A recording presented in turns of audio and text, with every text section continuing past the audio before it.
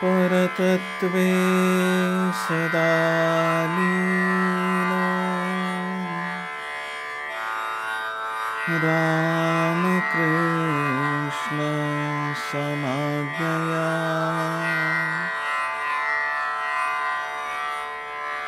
यो धर्मस्थापनरतो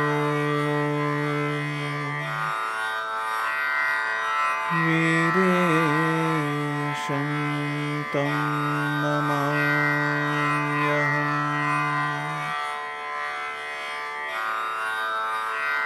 वीरेशं तं नमाम्यहम्।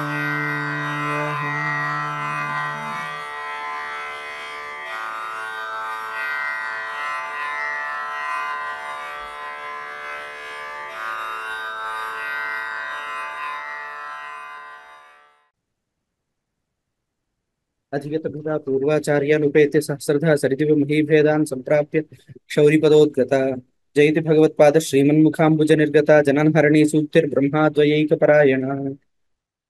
एतावत्पर्यन्तं किं जातं? ब्रह्मसाक्षात्कारे शब्दः करणम् इति पक्षः अन्ते आनीतः। अस्मिन् पक्षे सन्देहः ननु ननु तथापि शब्दस्य परोक्षज्ञानजनकत्वस्वभावस्य अपरोक्षज्ञानजनकत्वं न सङ्गच्छते इति चेत् अत्र केचित् आगच्छति खलु। इदानीं शब्दस्य परोक्षज्ञानजनकत्वं शाब्दबोधजनकत्वमेव वर्तते, ब्रह्मसाक्षात्कारजनकत्वं कथम् इति चेत् तत्र उच्यते। केचन एवं वदन्ति, स्वतः असमर्थोऽपि शब्दः शास्त्रश्रवणमनन पूर्वक प्रत्ययाभ्यास जनित संस्कार प्रचय लब्ध ब्रह्मैकाग्र्यवत् चित्तदर्पणानुगृहीतः अपरोक्ष ज्ञानम् उत्पादयति इति। तत्र एवं क्रमं पश्यतु। स्वतः प्रत्यक्षज्ञान प्रत्यक्षज्ञानजनन असमर्थः शब्दः, तत्र चिन्ता नास्ति, तत्र सन्देहः एव नास्ति, सामर्थ्यं शब्दस्य नास्ति। तथापि शास्त्रीयं यत् श्रवणं मननं च तत्पूर्वक प्रत्ययाभ्यासजनितः संस्कारः। श्रवणमनन निदिध्यासनवशात् चित्तसंस्कारः कश्चन भवति। तेन तादृश चित्तसंस्कारवशात् किमस्ति, संस्कारप्रचयलब्ध संस्कारबाहुल्यं। संस्कारो नाम द्वयं भवति, दोषापनयः गुणाधानञ्च। अत्र गुणाधानरूपः संस्कारः इति स्वीक्रियते। यतोहि श्रवणादि अभ्यासात् पूर्वमेव कल्मषनिवृत्तिः इत्यादिकम् उक्तं खलु। नाम विद्यार्थकर्मभिः चित्तशुद्धिर्जाता, नाम कल्मषादीनां निवृत्तिः जाता। इदानीं श्रवणादिना किं भवति इत्युक्तौ चित्तसंस्कारः गुणाधानं भवति। नाम ज्ञानजननयोग्यता तत्र लभ्यते चित्तस्य। इदानीं तादृश संस्कारप्रचय लब्ध तादृश संस्कारेण स्थापिताः गुणाः अधिकाः। अत एव संस्कारप्रचय लब्ध ब्रह्मैकाग्र्यवत् चित्तदर्पणानुगृहीतः। ब्रह्मैकाग्र्य ब्रह्मणि एकाग्रता लब्धा चित्तस्य, तादृशचित्तमेव दर्पणं तदनुगृहीतः शब्दः ब्रह्मसाक्षात्कारं जनयिष्यति। नाम इदानीं मूलप्रमाणं यद्यपि वेदान्तवाक्यं, तथापि ब्रह्मसाक्षात्कारो नाम मनोवृत्तिरेव खलु। एवञ्च इयं मनोवृत्तिः मनसः संस्कृते सति, मनः अत्यन्तं संस्कृतं चेत् श्रवणादिभिः तादृश संस्कारयुक्तात् मनसः वेदान्तवाक्यरूपात् प्रमाणात् ब्रह्मसाक्षात्कार एव उदेति। तत्र दृष्टान्तः उच्यते, शास्त्रीयसंस्कार शास्त्रीयसंस्कारसहकृत अग्न्यधिकरणकः इव होमः। इदानीं लौकिकम् अग्निं संस्थाप्य तत्र संस्कारादिकं किमपि अकृत्वा साक्षात् तत्र होमः क्रियते चेत् किं भवति? किमपि न भवति। तत्र घृतस्य वैयर्थ्यम् आगच्छति, तथा उपयोगः कोऽपि न भवति। यदा सः अग्निः संस्कारविशिष्टो भवति, प्राधान्येन शास्त्रीय अज्ञाधानादि संस्कार सहकृतः। हम्म,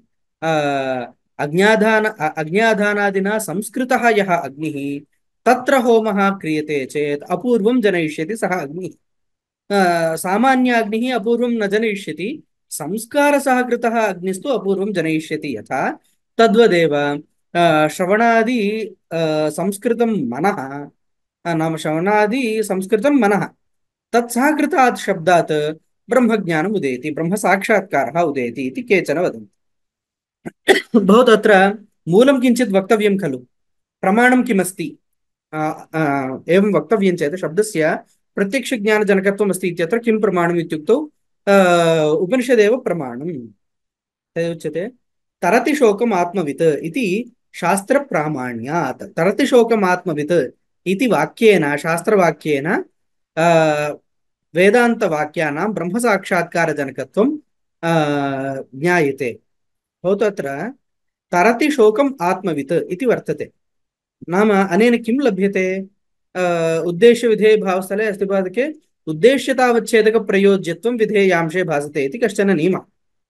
भवतु तत्र वदामि। अत्र तरति शोकम् आत्मवित् इत्यत्र आत्मवित् इति उद्देश्यं, शोकतरणं विधेयं। तत्र आत्मवित् इत्यत्र उद्देश्यतावच्छेदकम् आत्मवित्वं, नाम आत्मज्ञानम् उद्देश्यतावच्छेदकम्। तत् प्रयोज्यत्वं नाम आत्मज्ञानप्रयोज्यत्वं विधेये शोकतरणे भासते। नाम आत्मज्ञानेन शोकनिवृत्तिर्भवति इति अनेन उक्तं भवति वाक्येन।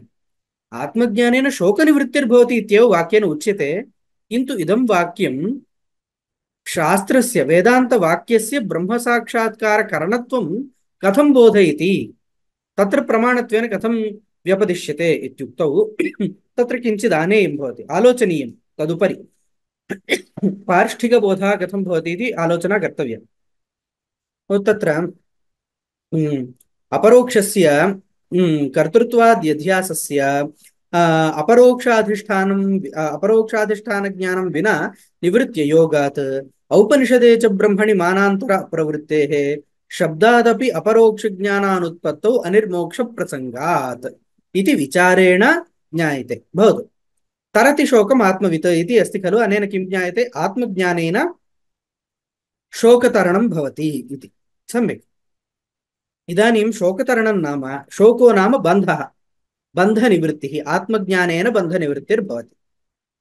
अयञ्च बन्धः मिथ्याभूतः इति वाक्यान्तरेण ज्ञातः, नेहना नास्ति किञ्चन इत्यादि श्रुत्या। एवञ्च मिथ्यारूपस्य बन्धस्य निवृत्तिः ज्ञानेन निवृत्तिः अत्र उच्यते। भवतु किमस्ति? मिथ्यारूपस्य बन्धस्य ज्ञानेन निवृत्तिः अत्र उच्यते खलु। इदानीम् अत्र बन्धः, मिथ्यारूपः गन्धः कीदृशः? कर्तृत्वाद्यभिमानरूपः एव बन्धः। अहं करोमि, अहम् इच्छामि, अहं सुखी, अहं दुःखी इत्यादि कर्तृत्वाद्यभिमान एव खलु बन्धो नाम जीवस्य। तदतिरिक्तः बन्धः कोऽपि नास्ति। अयमेव संसारः इत्युच्यते। कर्तृत्वसुखित्वाद्यभिमानः एव बन्धः। एवञ्च अयं बन्धः प्रात्यक्षिकः, अपरोक्षरूपः अयं बन्धः खलु। अहं सुखी, अहं कर्ता इत्यादिकं सर्वं प्रत्यक्षेणैव खलु अनुभूयते।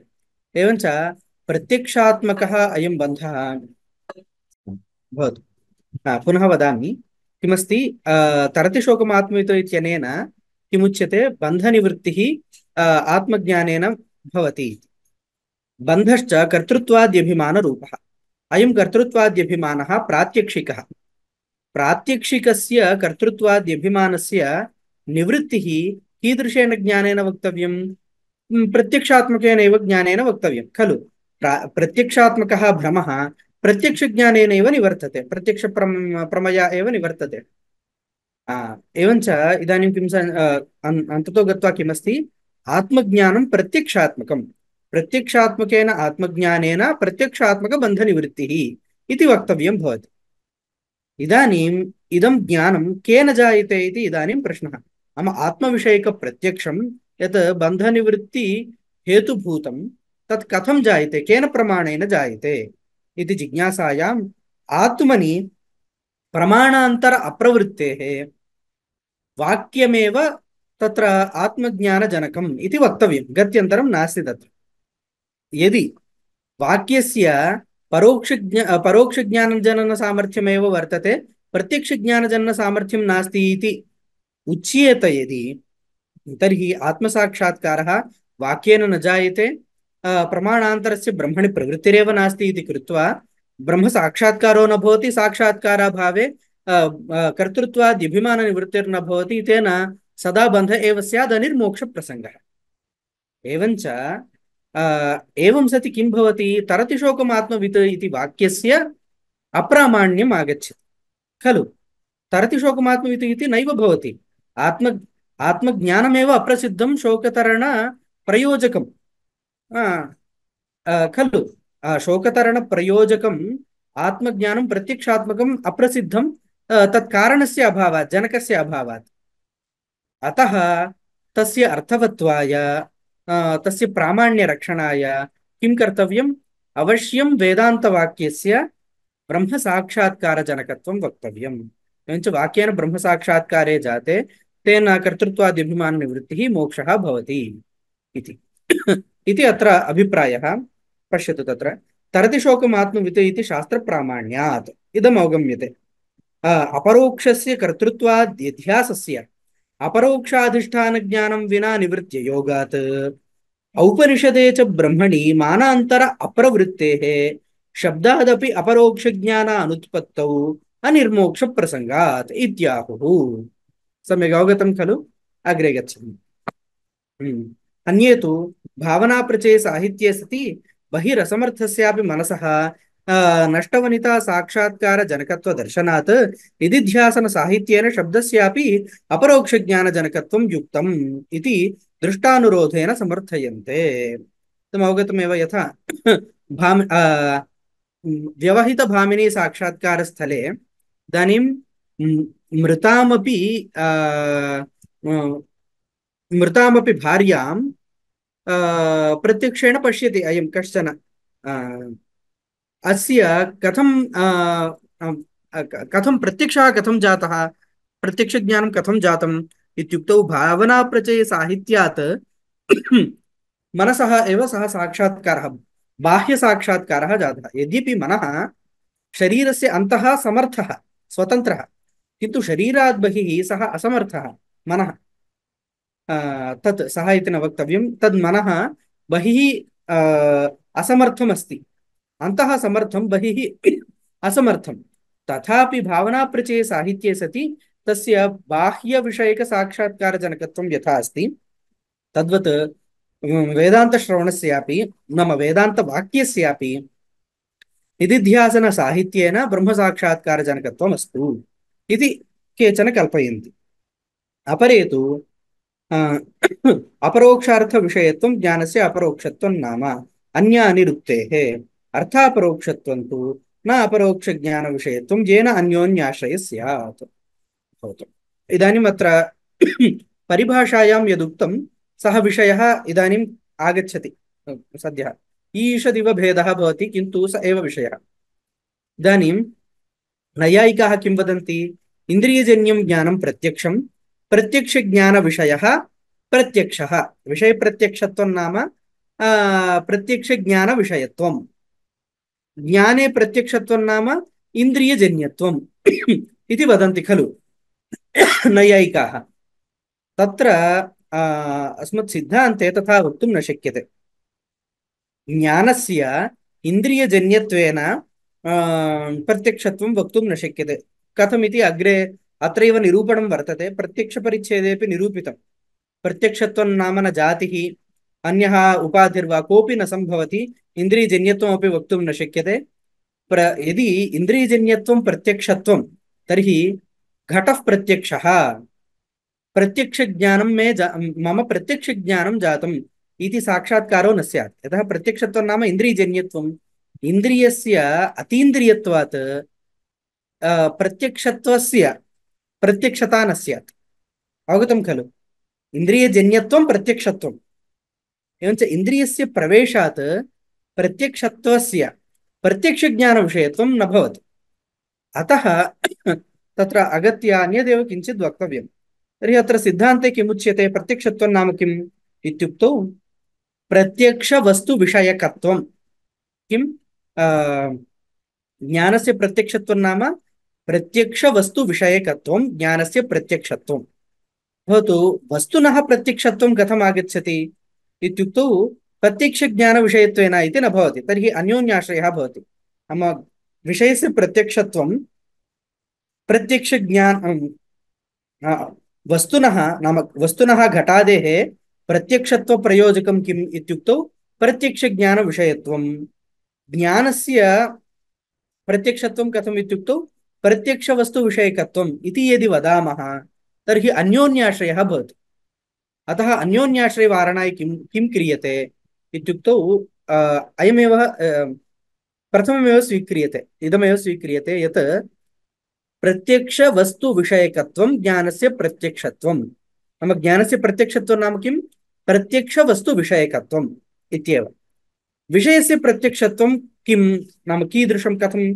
आगच्छति इत्युक्तौ तत्र वदन्ति किन्तु तत्तत्पुरुषीय चैतन्याभेदः तत्तत्पुरुषीय साक्षिचैतन्याभेदः तदेव प्रमात्रभेदः इति तत्र वेदान्तपरिभाषायाम् उक्तम् विषयस्य प्रमात्रभेदः एव प्रत्यक्षत्वम् इत्युक्तं खलु तदेव तत्तत्पुरुषीय चैतन्याभेदः इति अत्र उच्यते तत्र उच्यन् तत्र एते वदन्ति अन्तःकरणतद्धर्माणां साक्षिणि कल्पिततया तदभेदसत्वात् ब्रह्मचैतन्ये कल्पितानां घटादीनां ब्रह्मचैतन्ये वृत्तिकृत तत्तत्पुरुषीय चैतन्याभेदाभिव्यक्ति व्यक्त्या तदभेदसत्वाच्च न क्वाप्यापत्तिः न क्वापि अव्याप्तिः तत्र किमस्ति तत्तत्पुरुषीय चैतन्याभेदः इत्युक्तम् एकं निमेषम्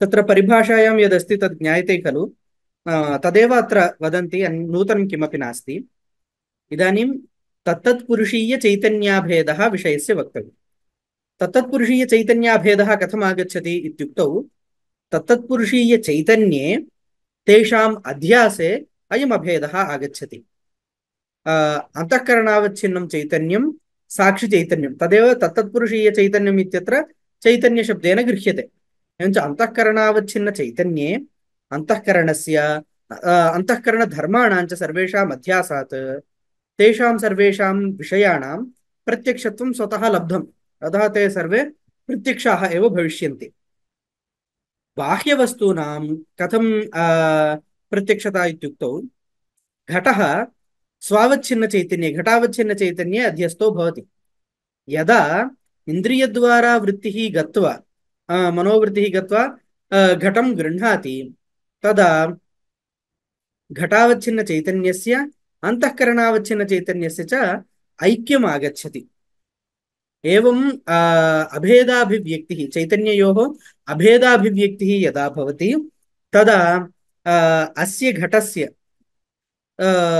तत्पुरुषीय चैतन्याभेदोऽपि आगच्छति तदा घटः प्रत्यक्षः भवति इति प्रक्रिया अवगतं खलु यदि नावगतः तर्हि इतोपि वदामि तत्र अन्यत्र विद्यमानः विषयः इति अतीव विस्तरेण नोक्तः भवतु सन्देहः अस्ति चेत् पृच्छतु बाह्यचैतन्ये कल्पितानां घटादीनां बाह्यचैतन्ये वृत्तिकृत तत्तत्पुरुषीय चैतन्याभेदाभिव्यक्त्या तदभेदसत्वाच्च न क्वाप्यव्याप्तिः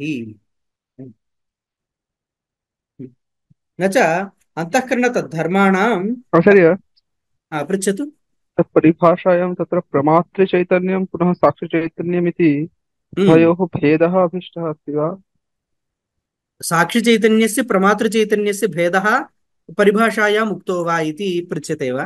तत्र एकः अंशः अस्ति किमिति साक्षित्वं जीवत्वम् इति धर्मभेद एव तत्र वस्तुभेदो नास्ति इति तत् जीवविषये स्पष्टं नोक्तं किन्तु ईश्वरविषये उक्तम् ईश्वरत्व ईश्वरसाक्षित्वयोरेव भेदः न तु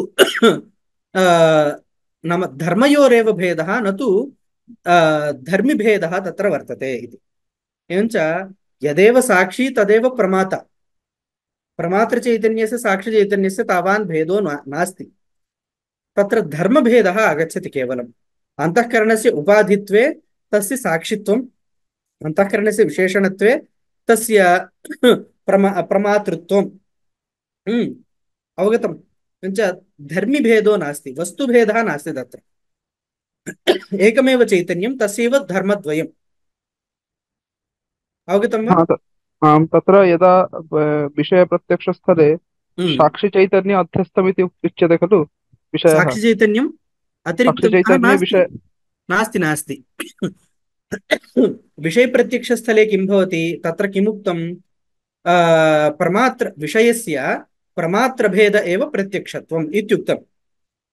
विषयस्य प्रमात्रभेदो नाम न तावदैक्यम्, ऐक्यं नास्ति, किन्तु उपाध्योः एकदेशस्तत्त्वोपधेया तद् भेदत्वे। भवतु। तत्र ऐक्यं नाम नाम प्रमातृविषययोः, प्रमाता नाम जीवः, विषयो नाम घटः, अनयोः ऐक्यं न विवक्षितम्, अपि तु प्रमातृसत्तातिरिक्तसत्ताकत्वाभावः इत्युक्ते सत्तागत्वाभावः।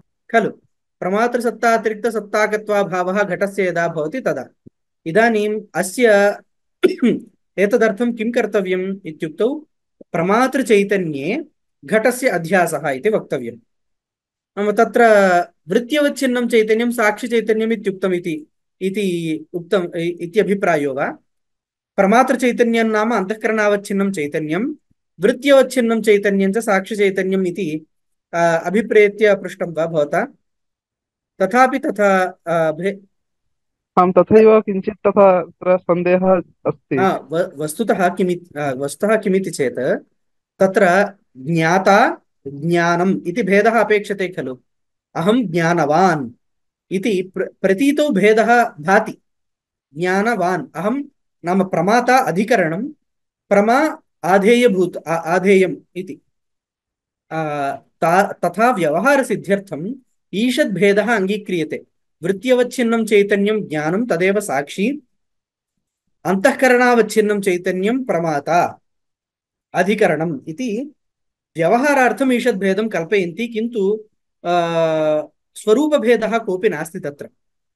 तत्रापि धर्मभेदमादायैव भेदः, स्वरूपभेदो नास्ति। अन्तःकरणवृत्त्यवच्छिन्नं चैतन्यम्, अन्तःकरणावच्छिन्नं चैतन्यम् उभयम् एकमेव, उभयमपि साक्षिचैतन्यमेव। अवगतम्? अवगतम्। तत्रैव तत्रापि तत्र पृच्छ। प्रत्यक्षप्रमा च अत्र चैतन्यमेव, तत्र चैतन्यं नाम साक्षिचैतन्यं खलु प्रत्यक्षप्रमा। साक्षिचैतन्यं तदेव, इदमपि प्रमातृचैतन्यमपि तदेव। प्रत्यक्षप्रमा च अत्र चैतन्यमेव इत्युक्तौ साक्षिचैतन्यम् इत्येव। तदेव साक्षिचैतन्यं प्रमातृचैतन्यम् अथवा ईश्वरचैतन्यं, यत्किमपि। साक्षिचैतन्यं नाम ईश्वरचैतन्यं वा भवेत्, जीवस्वरूपचैतन्यं वा भवेत्। एतदतिरिक्तं किमपि न भवितुम् अर्हति। तर्हि क्वचित् क्वचित् प्रमातृचैतन्यस्य अन्तःकरणत्व व्यपदेशः क्रियते, अन्तःकरणमेव प्रमातृचैतन्यमिति। अन्तःकरणं नास्ति, अन्तःकरणावच्छिन्नं चैतन्यमेव प्रमाता। केवलम् अन्तःकरणं प्रमाता इति न वक्तव्यम्। अतएव गुहाप्रविष्टाधिकरणभाष्यस्य अन्ते विचारः एकः कृतः आचार्यैः। किमिति? इदानीं भोक्तृत्वं कस्य, अन्तःकरणस्य वा अथवा चैतन्यस्य वा इति आलोच्य, केवलम् अन्तःकरणस्य भोक्तृत्वं वा कर्तृत्वं वा किमपि वक्तुं न शक्यते। यतः अन्तःकरणं जडं, जडत्वादेव सः प्रमाता न भवति, भोक्ता न भवति, किमपि न भवति, कर्ता अपि न भवति। तर्हि चैतन्यस्य तथा वक्तुं शक्यते वा इत्युक्तौ, चैतन्यस्य शुद्धत्वात् अविक्रियत्वात् तत्रापि वक्तुं न शक्यते। तर्हि कस्य वक्तव्यम् इदं सर्वम् इत्युक्तौ, चिदचित् ग्रन्थेः वक्तव्यम् इति तत्र भाष्यकारैः प्रतिपादितं। नाम तस्य अभिप्रायः कः इत्युक्तौ, तादात्म्येन अध्यस्तयोः द्वयोः मिलित्वा एव इदम्। अवगतम्?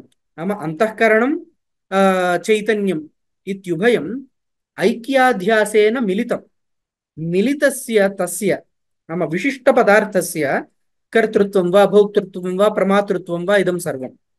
अवगतम्? नाम इदानीं प्रमातृत्वं कस्य? केवलचैतन्यस्य न, केवल अन्तःकरणस्यापि न, अन्तःकरणविशिष्टस्य चैतन्यस्य। अतएव तत्र अंतःकरणं विशेषणतया उपयुज्यते, अंतःकरणं विशेषणतया आगच्छति इति उक्तम्। अवगतं वा तत्र प्रश्नः? आम् महोदय, आम्। हम्म। भवतु। तर्हि एतावता किं सञ्जातम्? आम्, आचार्य, अपरः एकः प्रश्नः अस्ति। पृच्छतु। तत्र विषयगतप्रत्यक्षे पुनः ज्ञानगतप्रत्यक्षे यः ज्ञानभेदः वर्तते, तत्र उदाहरणे कथम् उपयुज्यते तत् नाम घटज्ञाने कुत्र ज्ञानगतप्रत्यक्षं कुत्र विषयगतप्रत्यक्षम् इति भेदः कथम् अवगम्यते? नाम इदानीं ज्ञानगतप्रत्यक्षत्वं विषयगतप्रत्यक्षत्वम् इत्यनयोः उदाहरणभेदः कः वर्तते? नाम अस्य ज्ञानगतप्रत्यक्षत्वस्य उदाहरणं विषयगतप्रत्यक्षत्वस्य उदाहरणम्, अनयोः कः भेदः, कथम् उपयोगः? वस्तुतः तत्र किमस्ति, अत्र उदाहरणभेदः कोऽपि नास्ति, यतः एकत्रैव उभयम् आगच्छति। इदानीं तत्र सम्यक् अवगमार्थं किञ्चित् वदामि। नैयायिकानामपि अयं व्यवहारः वर्तते, ज्ञानगतप्रत्यक्षत्वं विषयगतप्रत्यक्षत्वम् इति, किन्तु तैः तथा व्यवहारः न कृतः, किन्तु वर्तते।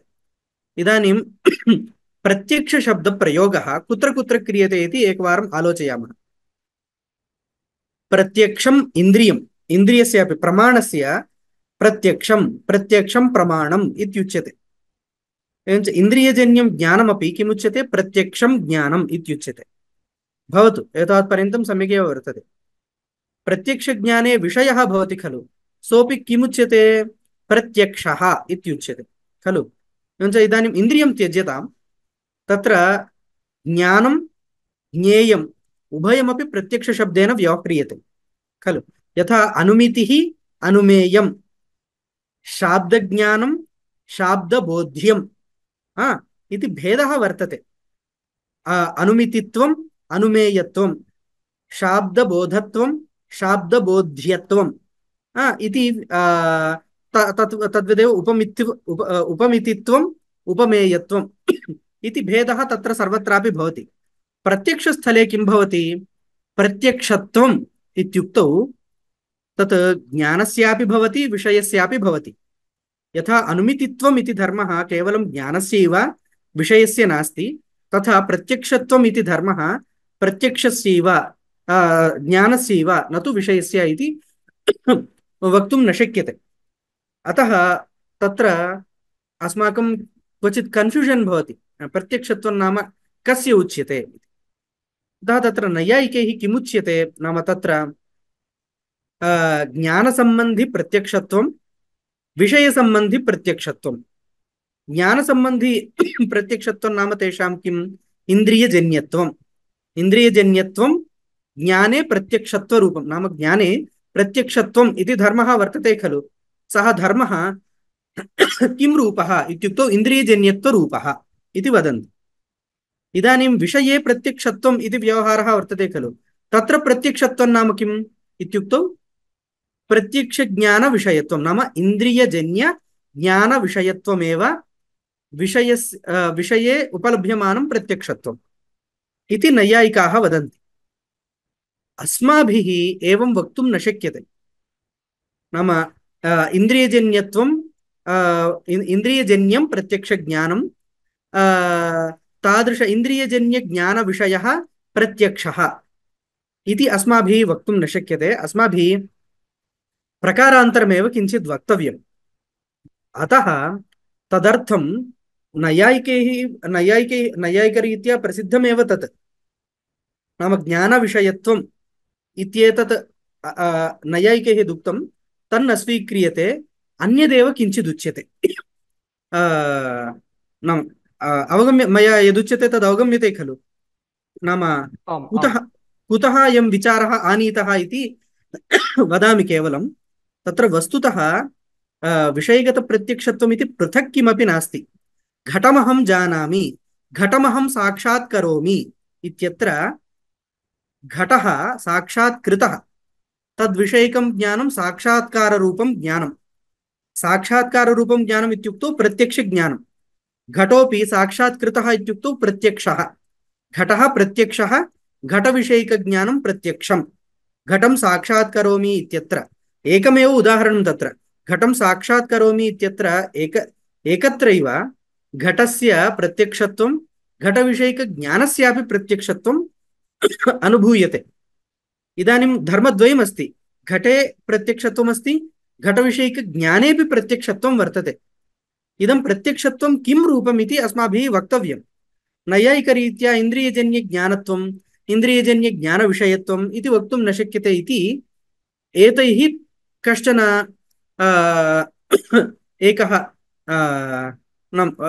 एका प्रक्रिया आनीता। वस्तुतः अत्र प्रक्रियाभेदोऽपि कोऽपि नास्ति, उभयत्रापि एकैव प्रक्रिया, एकमेव स्थलम्, एकत्रैव उभयत्रापि धर्मद्वयम् अनुभूयते। धर्मद्वयस्य निरूपणमात्रम् एतैः कृतं केवलं। तद्वदेव प्रकृते अपि किञ्चित् ईषत् क्रियते। भवतु अवगतः खलु कुतः आगतः, कुतः तत्र धर्मद्वयम् आगतम् इति? आम् आम् आचार्य। आलोचयतु एकवारम्, इतोपि सन्देहः अवशिष्टश्चेत् पुनः वदतु। तर्हि तत्र एकमेव स्वीक्रियतां, तर्हि कथं द्विविधत्वम् अत्र? एकं स्वीक्रियते चेत् कुत्र एवं तु न भवति यत् घटस्य प्रत्यक्षं जातं तत्र घटज्ञानस्य भिन्नतया प्रत्यक्षं कर्तव्यं, लक्षणया घटज्ञानमेव स्वीक्रियताम्, केवलं विषयगत प्रत्यक्षता भवतु। अवगत, नाम अत्र लक्षणद्वयमस्ति। किमिति ज्ञानस्य तत्र किमस्ति, प्रमात्रभेदः इति विषयप्रत्यक्षत्वस्य लक्षणं, ज्ञानस्य विषयावच्छिन्नचैतन्याभेदः इति लक्षणं खलु। लक्षणद्वयं कुतः, एकमेव लक्षणं भवतु इत्येव वा अभिप्रायः भवताम्? आम् आम् खलु। इति पश्यामः, अत्र आलोचनां कुर्मः। नाम प्रमात्रभेदः ज्ञानस्य नाम ज्ञानप्रत्यक्षत्वस्य लक्षणं, लक्षणं स्वरूपं, लक्षणमिति न वक्तव्यं, ज्ञानप्रत्यक्षत्वस्य वस्तुतः किमुक्तम् अत्र स्वरूपं विषयावच्छिन्नचैतन्याभेदः इति। विषयावच्छिन्नचैतन्याभेदः ज्ञाने वर्तते चेत्, ज्ञानं नाम वृत्त्यवच्छिन्नं चैतन्यम् इति स्वीकरोतु। वस्तुतः सद्यः ज्ञानं नाम वृत्त्यवच्छिन्नं चैतन्यं, वृत्त्यवच्छिन्नचैतन्ये विषयावच्छिन्नचैतन्याभेदः आगच्छति चेत् तस्य ज्ञानस्य प्रत्यक्षत्वम् इति ज्ञानप्रत्यक्षत्वस्य लक्षणम् उक्तम्। इदमेव लक्षणं विषयप्रत्यक्षे युज्यते वा इति पश्यामः। इदानीं विषये प्रत्यक्षत्वं वक्तव्यं। ज्ञाने लक्षणं किमुक्तं? विषयावच्छिन्नचैतन्याभेदः, अयमेव खलु। लक्ष्यं किं वर्तते ज्ञानस्थले? वृत्त्यवच्छिन्नं चैतन्यं ज्ञानं लक्ष्यं। तत्र लक्षणं किमुक्तं? विषयावच्छिन्नचैतन्याभेदः खलु। अयं विषयावच्छिन्नचैतन्याभेदः यदि विषयेपि लक्षणम् इत्युच्यते, नाम विषयः लक्ष्यं, तत्र विषयावच्छिन्नचैतन्याभेदः एव यदि लक्षणं, तर्हि सर्वदा सर्वेषां विषयाणां प्रत्यक्षता स्यात्। यतः सर्वेषु विषयेषु विषयावच्छिन्नचैतन्याभेदः सर्वदा वर्तते। आं वा न वा? विषये इदानीं घटे घटावच्छिन्नचैतन्याभेदः सर्वदा वर्तते वा न वा? आम् आम् सर्वेषु स्वस्वावच्छिन्नचैतन्याभेदः सर्वदा वर्तते। एवं सर्वेषां विषयाणां सर्वदा प्रत्यक्षता स्यात्। अतः विषयावच्छिन्नचैतन्याभेदः इति लक्षणं ज्ञानस्यैव वक्तव्यं। वृत्त्यवच्छिन्नचैतन्यस्य ज्ञानस्यैव विषयावच्छिन्नचैतन्याभेदः इति लक्षणं वक्तव्यं। विषयस्य तल्लक्षणम् उच्यते चेत् सर्वदा प्रत्यक्षतापत्तिः भवतु। यदि विषयप्रत्यक्षता लक्षणं स्वीक्रियते, विषयप्रत्यक्षता लक्षणं किम् इत्युक्तौ प्रमात्रभेदः खलु। विषयः लक्ष्यं, तत्र प्रमात्रभेदः यदा आगच्छति, नाम प्रमात्रभेदो नाम प्रमात्रसत्तातिरिक्तसत्ताकत्वाभावः, प्रमात्रभेदः इति शार्ट्कट् भवतु। विषये यदा प्रमात्रभेदः आगच्छति तदा विषयस्य प्रत्यक्षत्वम् इति उक्तं। यदा प्रमाता बहिर्गच्छति, नाम वृत्तिः बहिर्गच्छति, तदा ऐक्यं भवति, तदा विषये प्रमात्रभेदः आगच्छति, अन्यथा न भवति। यदा प्रमाता घटं न पश्यति तदा प्रमात्रभेदः घटे नागच्छति, अतः तत्र क्लेशो नास्ति। भवतु इदानीं ज्ञानस्य वृत्त्यवच्छिन्नचैतन्यस्यापि प्रमात्रभेद एव लक्षणम् इति स्वीकुर्मः। तर्हि कः क्लेशः आगच्छति इत्युक्तौ ज्ञानं नाम किं? वृत्त्यवच्छिन्नं चैतन्यं। प्रमाता नाम अन्तःकरणावच्छिन्नं चैतन्यं। वृत्त्यवच्छिन्नचैतन्यस्य अन्तःकरणावच्छिन्नचैतन्यस्य सर्वदा एकत्वं वर्तते। यतः वृत्तिवृत्तिमतोरभेदात् नाम अन्तःकरणम् अन्तःकरणवृत्तिः इत्यनयोः भेदो नास्ति, वृत्तिवृत्तिमतोरभेदात्। एवञ्च अन्तःकरणावच्छिन्नं चैतन्यं वृत्त्यवच्छिन्नं चैतन्यम् उभयमपि एकमेव। एवञ्च सर्वदा वृत्त्यवच्छिन्नचैतन्ये प्रमात्रभेदः वर्तते, सर्वदा प्रमात्रभेदो वर्तते इति कृत्वा पुनः अत्र क्लेशः आगच्छति। अतः ज्ञानस्य पृथक् लक्षणान्तरम् उक्तम्।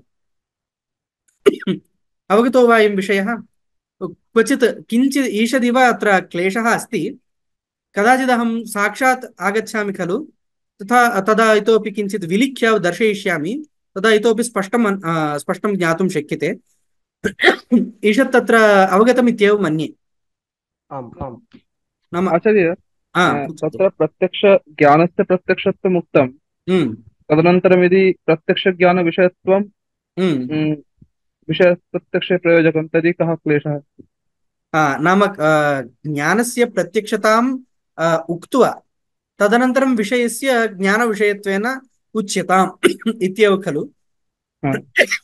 वस्तुतः तत्र किमस्ति, उल्टा क्रियते।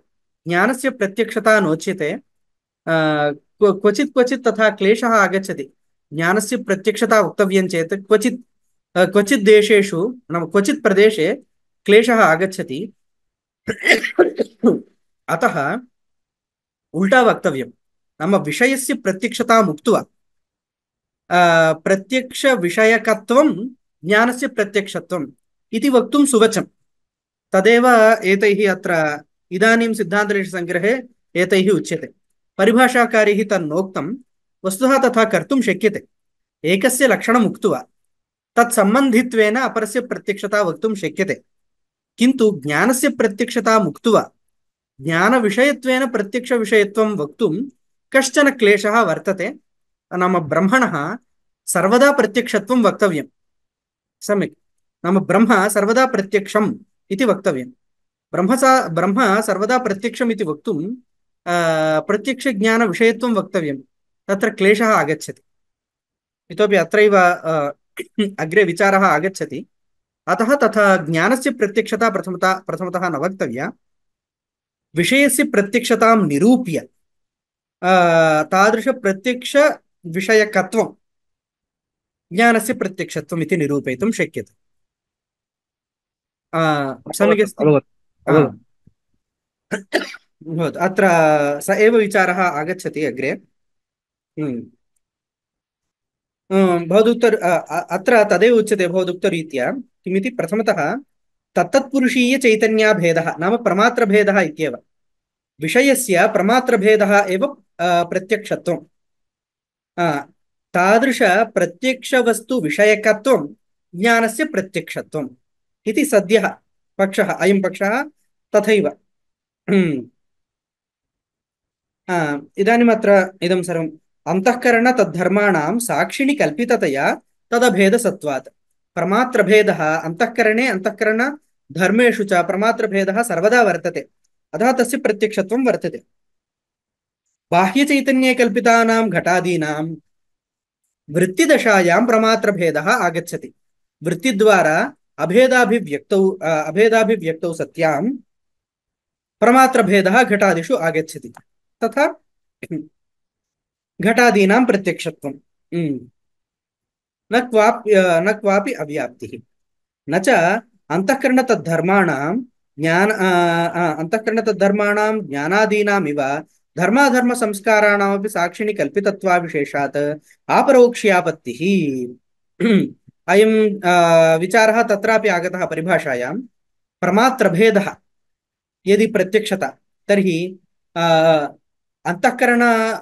अंतःकरणधर्मेषु नाम अंतःकरणवृत्तिविशेषाः ज्ञानं सुखम् इच्छा इत्यादिकम्। एवञ्च ज्ञानं सुखं दुःखम् इच्छा इत्यादीनाम् अंतःकरणवृत्तिविशेषाणां यथा प्रमात्रभेदः वर्तते इति कृत्वा प्रत्यक्षता, एवम् अन्तःकरणवृत्तिविशेषाणां धर्माधर्माणां पुण्यपापादीनां, पुण्यं पापं च वर्तते, अन्तःकरणे एव वर्तते, अन्तःकरणधर्माः एव ते। एवञ्च तस्यापि प्रमात्रभेदः वर्तते। यथा सुखादिषु प्रमात्रभेदः वर्तते तथैव धर्माधर्मयोरपि प्रमात्रभेदो वर्तते इति कृत्वा धर्माधर्मयोरपि प्रत्यक्षतापत्तिः इति चेत् न तेषाम् अनुद्भूतत्वात्, उद्भूतस्यैव प्रत्यक्षता, अनुद्भूतस्य न प्रत्यक्षता इति। उद्भूतत्वम् अनुद्भूतत्वम् इति कथं वक्तव्यम् इत्युक्तौ फलबलाद् वक्तव्यम्। मम यस्य प्रत्यक्षता अनुभूयते तस्य उद्भूतत्वं, यस्य प्रत्यक्षता नानुभूयते तस्य अनुभूतत्वं अनुभवबलादेव कल्पनीयम्।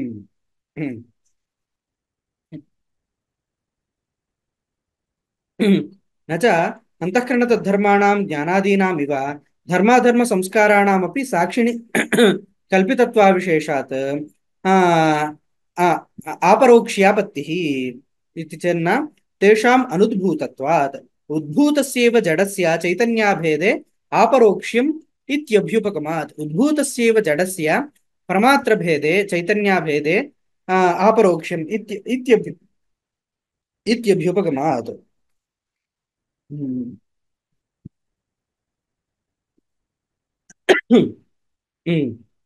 भवतु। एवञ्च सर्वदा सर्वपुरुषचैतन्याभिन्नत्वात् यत् साक्षादपरोक्षात् ब्रह्म इति श्रुत्या स्वत एव अपरोक्षं ब्रह्म इति अपरोक्षार्थविषयत्वात् शाब्दस्यापि ब्रह्मज्ञानस्य अपरोक्षत्व वाचो युक्तिः युक्ता। हम्म। इदानीम् अत्र एतादृशस्थले सुलभं भवति। भवता पृष्टं खलु तत्र पृष्टं खलु ज्ञानस्य प्रत्यक्षताम् उक्त्वा प्रत्यक्षज्ञानविषयत्वेन प्रत्यक्षत्वं भवतु इति। तदपेक्षया इदं सुलभं भवति ब्रह्मस्थले। तदत्र पश्यतु, ब्रह्मणः यत् साक्षात् अपरोक्षात् ब्रह्म इति श्रुत्या स्वत एव प्रत्यक्षत्वं प्रसिद्धं, किञ्च तत्तत्पुरुषीयचैतन्याभेदः प्रमात्रभेदः खलु च ब्रह्मणि सर्वपुरुषीयचैतन्याभेदः वर्तते, प्रमात्रभेदः ब्रह्मणि सर्वदा वर्तते। अतः सर्वदा ब्रह्म प्रत्यक्षमेव। एवञ्च सर्वदा ब्रह्म प्रत्यक्षमेव इति कृत्वा ब्रह्मविषयकं यत् शब्दजन्यमपि ज्ञानं तत् प्रत्यक्षवस्तुविषयकत्वात् प्रत्यक्षं भवितुमर्हति। अवगतं? ब्रह्मणः प्रत्यक्षविषयत्वात्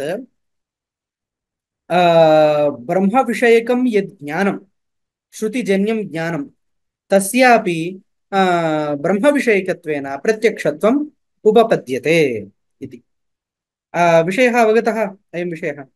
किञ्च अत्र ज्ञानस्य प्रत्यक्षतायां क्लेशः भवति। शब्दजन्यत्वे सति प्रत्यक्षता कथम् आगच्छति इत्यादिकं तत्र बहु क्लेशः वक्तव्यः।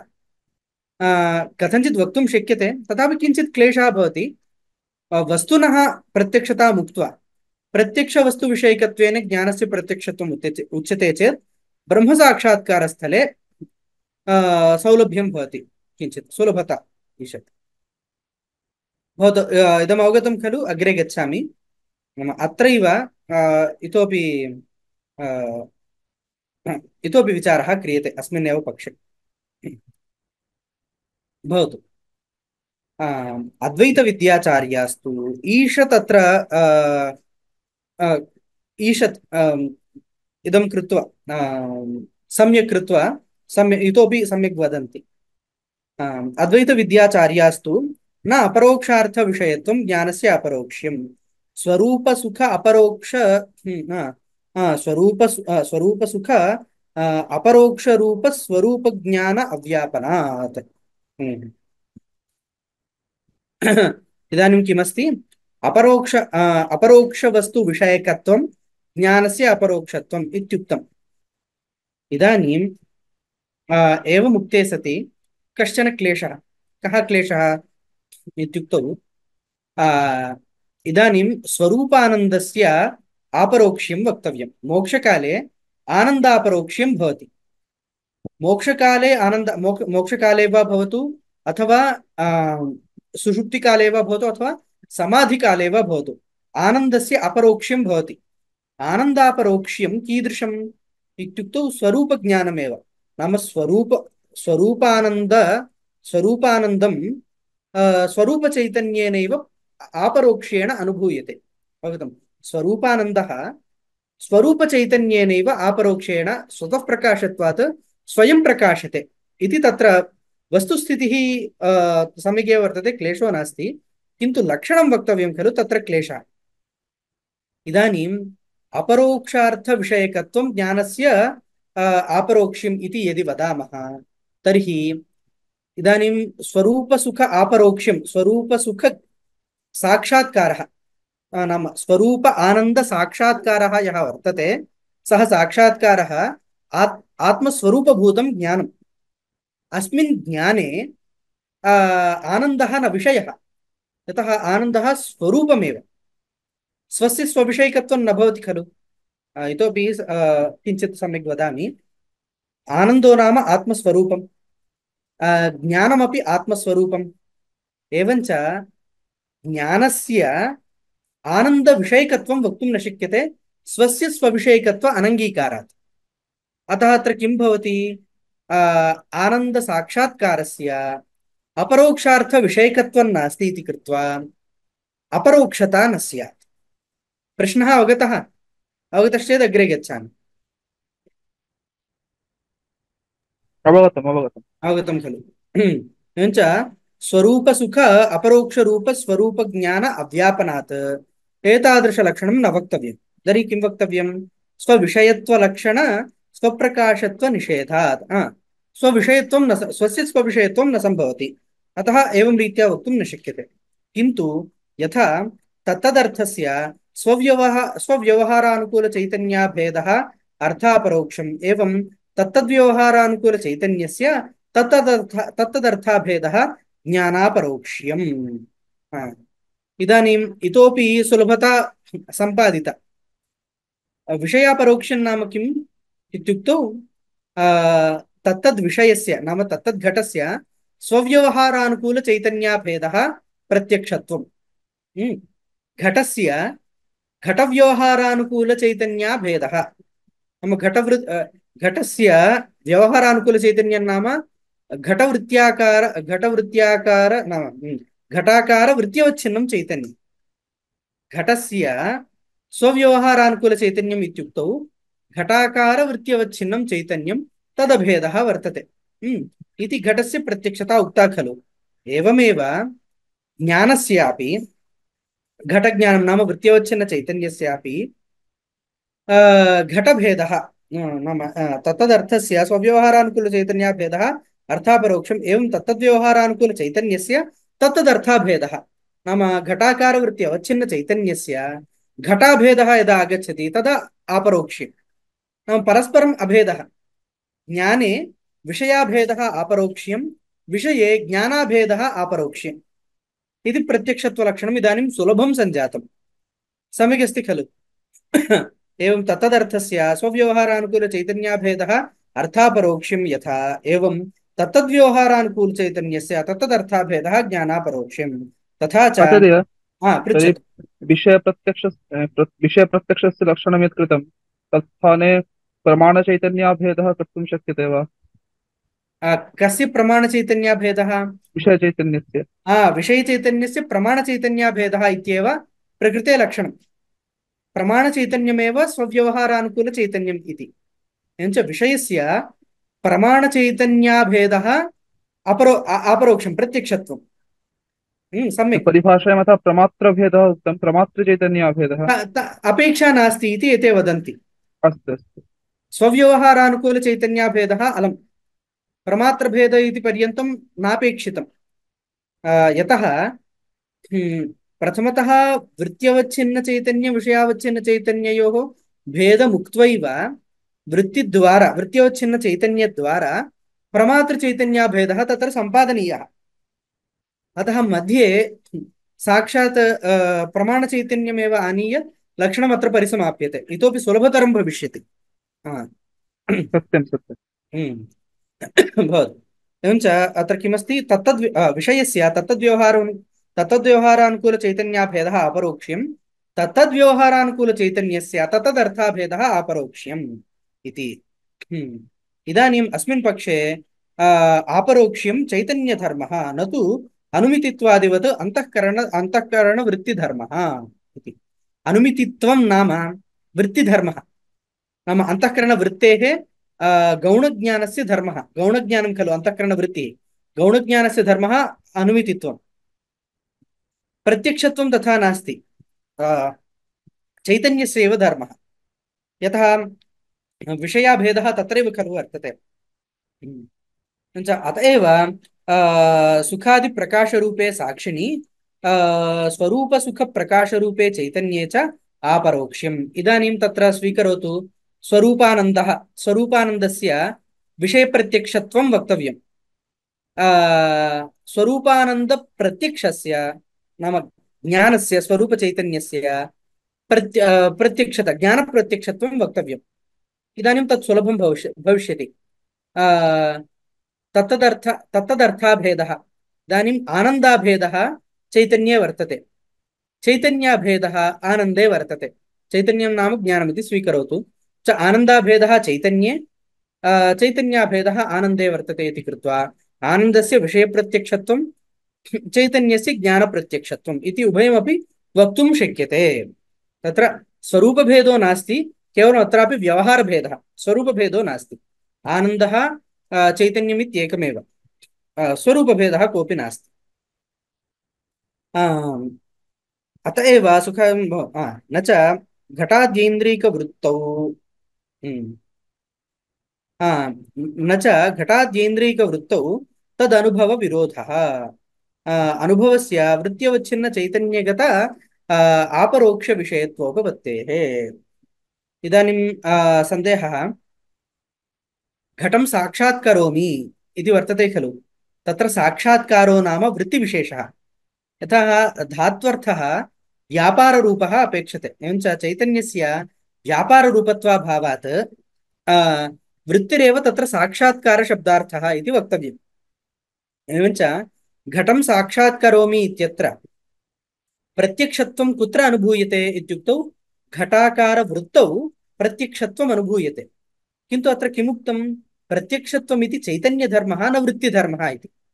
तर्हि इदानीम् अत्र अनुभवविरोधः आगतः, वृत्तौ प्रत्यक्षत्व अनुभवविरोधः आगतः इति चेत् तत्र एवम् उच्यते, नाम वृत्तिः अनुभवावच्छेदिका खलु। वृत्त्यवच्छिन्नं चैतन्यं नाम वृत्त्यवच्छिन्नं चैतन्यं, चैतन्यस्य अवच्छेदिका वृत्तिः। एवञ्च चैतन्यावच्छेदिकायां वृत्तौ चैतन्यगतस्य प्रत्यक्षत्वस्य तत्र आरोपः। चैतन्यगतमेव प्रत्यक्षत्वं स्वावच्छेदिकायां वृत्तौ अनुभूयते। अतएव घटं साक्षात्करोमि इति वृत्तिगततया अनुभूयते प्रत्यक्षत्वम्। वस्तुतस्तु चैतन्यगत एव धर्मः प्रत्यक्षत्वं, न वृत्तिगतः धर्मः। वृत्तेः चैतन्य अवच्छेदकत्वात् तत्रापि प्रत्यक्षत्व अनुभवः इति। अत्र स्थापयामः। अस्यैव नाम एतदुपरि विचारः इतोपि अग्रे आगच्छति, तद् श्वः पश्यामः।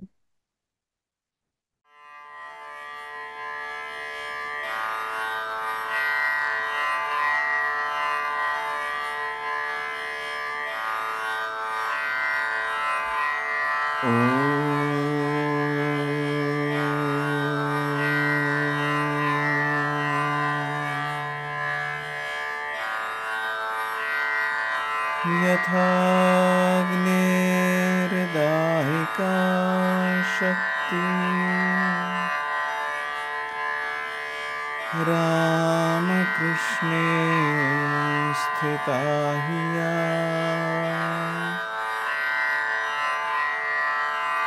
सर्वविद्या स्वरूपान्ता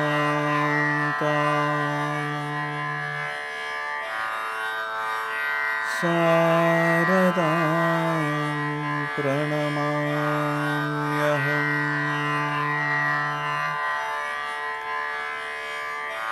सा